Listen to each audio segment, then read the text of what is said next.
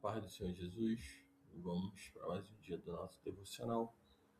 Se encontra no livro de Hebreus, capítulo 7, no versículo 27, que diz: Ao contrário dos outros sumos sacerdotes, ele não tem necessidade de oferecer sacrifício dia após dia, primeiro por seus próprios pecados e depois pelos pecados do povo. Ele o fez de uma vez por todas quando ofereceu a si mesmo. Nós estamos diante de mais uma da palavra do Senhor, onde nós vamos falar sobre o sacerdote, o sacerdócio de Melquisedeque, e vamos falar, sobre o sacerdócio, que Jesus é semelhante a Melquisedeque. Então, do versículo 1 até o versículo de número 10, vamos falar sobre esse sacerdócio de Melquisedeque, do versículo 11 até o versículo de número 28. Nós vamos falar que Jesus é semelhante a Melquisedeque. Quando o escritor dos Hebreus ele escreve no versículo 1 e 2: Esse Melquisedeque, rei de Salém e sacerdote do Deus Altíssimo, encontrou-se com Abraão, quando este voltava depois de derrotar os reis, e os abençoou. Foi para ele que Abraão lhe deu o dízimo de tudo. Em primeiro lugar, o seu nome significa Rei de Justiça, depois Rei de Salém, que quer dizer Rei de Paz. Nós vamos ver que o escritor aos Hebreus ele usa a história registrada, lá em Gênesis capítulo 14, entre o versículo 18 e 20, para mostrar que Cristo é maior que Abraão, pai da nação judaica, e Levi, que é o descendente de Abraão.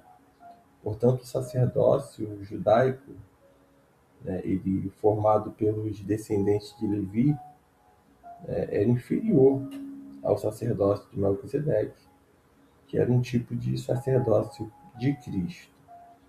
Quando ele continua dizendo, no versículo 3, que ele diz: sem pai, sem mãe, sem genealogia, sem princípio de dia, nem fim de vida, feito semelhante ao Filho de Deus, ele permanece sacerdote para sempre. Considere a grandeza desse homem. Até o mesmo patriarca Abraão lhe deu dízimo dos despojos. A lei requer do sacerdote entre os descendentes de Levi que recebam o dízimo do povo, isto é, dos seus irmãos, embora estes sejam descendentes de Abraão. Esse homem, porém, que não pertencia à linhagem de Levi, recebeu os dízimos de Abraão e abençoou aquele que tinha as promessas. Sem dúvida alguma, o inferior é abençoado pelo superior. No caso dos levitas, quem recebe o dízimo são homens mortais. No caso de Melquisedeque, quem recebe é aquele a quem se dá testemunho que vive. Pode-se dizer que Levi, que recebeu os dízimos, os pagou por meio de Abraão, já que Levi estava presente em seu antepassado, Abraão, quando Melquisedeque se encontrou com ele. Nós vamos ver que Melquisedeque ele foi um sacerdote de Deus Altíssimo. Como nós falamos em Gênesis 14, a partir do 18 ao 20, vai falar. E é dito que ele permanece como um sacerdote para sempre.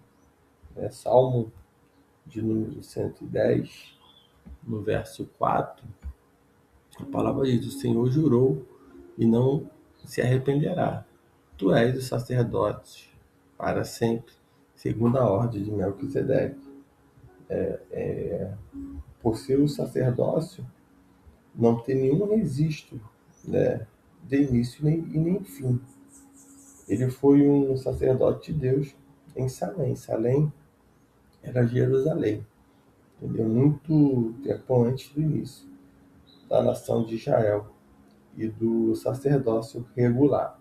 Então, o papel do sumo sacerdócio, de Jesus, era superior ao de qualquer sacerdote levítico. Quando nós lemos aqui no versículo 11, até o versículo de número 17, quando fala que Jesus ele é semelhante a Melquisedeque, dizendo: se fosse possível alcançar a perfeição por meio do sacerdócio levítico, visto que em vigência o povo recebeu a lei, porque haveria ainda necessidade de se levantar outro sacerdote segundo a ordem de Melquisedeque, não de Arão. Certo é que quando há mudança de sacerdócio, é necessário que haja mudança na lei. Ora, aquele a quem se dizem essas coisas pertencia a outra tribo, da qual ninguém jamais havia participado do serviço do altar, pois é bem conhecido que o nosso Senhor, descendente de Judá, tribo da qual Moisés nada fala quanto a sacerdócio. O que acabamos de dizer fica ainda mais claro quando aparece outro sacerdote semelhante a Melquisedeque, alguém que se tornou sacerdote não pela lei relativa à linhagem, mas segundo o poder de uma vida indestrutível. Por isso, sobre ele é testemunhado: você é sacerdote para sempre, segundo a ordem de Melquisedeque. Nós vamos ver que o papel desse sumo sacerdote, ou melhor, o papel do sumo sacerdote, sacerdotal, melhor dizendo, de Jesus, era superior ao de qualquer sacerdote levítico, porque o Messias era sacerdote de uma ordem mais elevada. Se os sacerdotes judeus e suas leis pudessem salvar as pessoas, porque Deus precisaria enviar Cristo como um sacerdote que não veio da tribo de Levi, que era a tribo sacerdotal, mas veio da tribo de Judá. Os sacrifícios de animais tinham que ser repetidos e oferecidos apenas um perdão temporário. Mas o sacrifício de Cristo, ele foi oferecido uma vez. E ele oferece um perdão total e permanente. Sob a nova aliança, o sacerdócio levítico ele foi cancelado a favor do papel de Cristo como sumo sacerdote. Por Cristo ser nosso sumo sacerdote, nós precisamos prestar atenção nele. Nenhum ministro, nenhum líder ou amigo cristão pode substituir a obra de Cristo e seu papel em nossa salvação. Então nós vamos observar que a lei, quando nós pegamos aqui no versículo 18, versículo 19, diz a ordenança anterior é revogada, porque era fraca e inútil, pois a lei não havia aperfeiçoado coisa alguma, sendo introduzida uma esperança superior, pela qual nos aproximamos de Deus. Então a lei, ela não foi criada para salvar as pessoas, mas para indicar o pecado.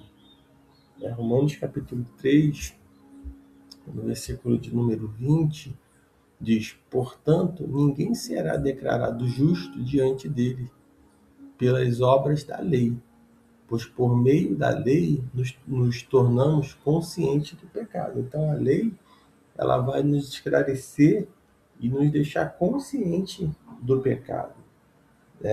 E ela vem para apontar a direção, em Cristo Jesus. A salvação vem através de Cristo, cujo sacrifício ele traz perdão para os nossos pecados. Ser ético, trabalhar diligentemente para ajudar os outros, e fazer doações, para causas caridosas, são atitudes louváveis. Mas as nossas boas obras não podem nos salvar, ou nos justificar com Deus. Existe uma melhor esperança, e essa esperança é Cristo Jesus. A lei ela vai apontar o pecado, ela vai apontar para que nós venhamos saber realmente o que é pecado, o que não é, o que é certo, o que é errado. Mas quem vai salvar é Cristo Jesus. A partir do versículo 22, Ao 24 ele diz: Jesus tornou-se por si mesmo a garantia de uma aliança superior. Ora, houve muito daqueles sacerdotes porque a morte os impedia de continuar no seu ofício. No entanto, Jesus, visto que vive para sempre, tem um sacerdócio permanente. Então, em esse melhor concerto, né, também é chamado de nova aliança no Novo Testamento. É novo e melhor porque nos permite ir diretamente a Deus por meio de Cristo.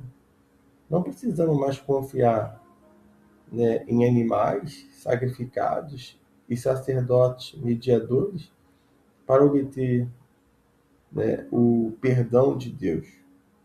Esta nova aliança é melhor, porque enquanto todos os sacerdotes humanos morreram, Cristo vive para sempre. Os sacerdotes e os sacrifícios, eles não podiam salvar as pessoas, mas Cristo verdadeiramente as salva. Você tem acesso a Cristo.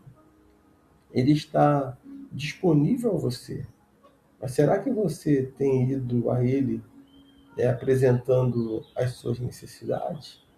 Então, é o que nós precisamos, né? E é Cristo Jesus.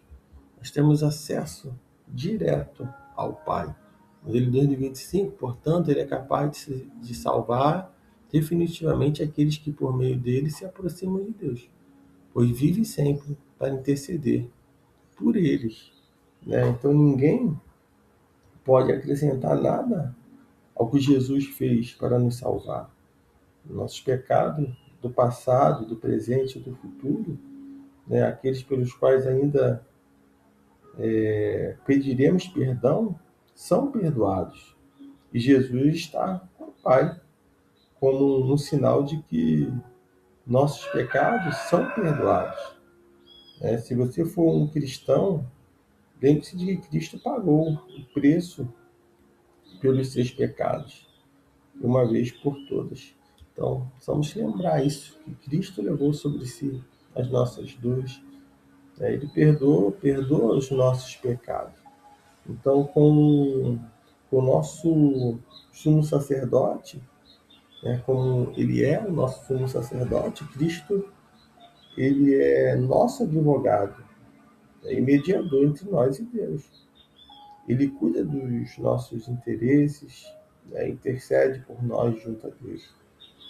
O sumo sacerdote do Antigo Testamento, ele se apresentava diante de Deus uma vez por ano, né, para pleitear o perdão dos pecados da nação. Cristo, ele faz uma intercessão perpétua diante de Deus por nós. Então, a presença contínua de Cristo no céu, com o Pai, nos assegura de que os nossos pecados foram pagos e perdoados. Então, esta maravilhosa garantia, ela nos livra da culpa e do medo, né, do fracasso. Então, o Senhor, ele levou sobre si o nosso pecado, ele está ali, intercede por nós, nossos pecados, eles são perdoados. No versículo de número 27, que é o nosso texto devocional, ele diz: ao contrário dos outros sumos sacerdotes, ele não tem necessidade de oferecer sacrifício dia após dia, primeiro por seus próprios pecados e depois pelo pecado do povo. Ele o fez de uma vez por toda, quando ofereceu a si mesmo. Então, na época do Antigo Testamento, né, quando animais eram sacrificados, era cortado em pedaços, né, as partes eram lavadas, a gordura queimada, o sangue, né, espargido, e a carne era cozida. Então era exigido sangue como expiação pelo pecado. E Deus, né, aceitava o sangue do animal, que cobria o pecado do povo. Por causa do sistema sacrificial, os israelitas estavam geralmente cientes de que o pecado, né, custava algo a alguém e que eles mesmos eram pecadores. Há pessoas que não dão o devido valor à obra de Cristo na cruz. Não percebem como foi caro para Jesus assegurar o nosso perdão. Custou-lhe a própria vida, né? E uma dolorosa separação temporária de seu Pai. Então, por Jesus, ele ter morrido uma vez, ou uma vez por todas, trouxe o sistema sacrificial ao seu devido fim. Ele perdoou pecados, passados, presentes e futuros. Então, os judeus não precisavam voltar para o antigo sistema, porque Cristo, o sacrifício perfeito, completou a obra de regeneração. Você não tem que procurar outro caminho para ter seus pecados perdoados. Cristo foi o supremo sacrifício, a seu favor. Então, que nós possamos entender, né, é, que Jesus Cristo ele morreu por nós. Ele morreu por nós e hoje os nossos pecados são perdoados. Então se achegue ao Senhor, em humilhação, reconhecendo suas falhas, sabendo que Ele é o sumo sacerdote. Antes, o sumo sacerdote ele oferecia sacrifício pelos seus próprios pecados e pelo do povo, né? Mas Jesus ele vem e acaba com isso de uma vez por todas, sendo o próprio sacrifício, sendo aquele que entregou a vida por nós, quando ele ofereceu a si mesmo ali na cruz do Calvário. Então que nesse dia você possa refletir nessa palavra, que o Espírito Santo de Deus ele fale mais e mais no teu coração, que você tenha revelações do Senhor ao ouvir, ao ler essa palavra, né? E que você realmente continue, buscando ao Senhor, reconhecendo que nesse momento você tem acesso direto ao Pai e pode falar com Ele, pedir perdão dos seus pecados. Tenha certeza que Ele está pronto a te ouvir. Que Deus te abençoe nesse dia.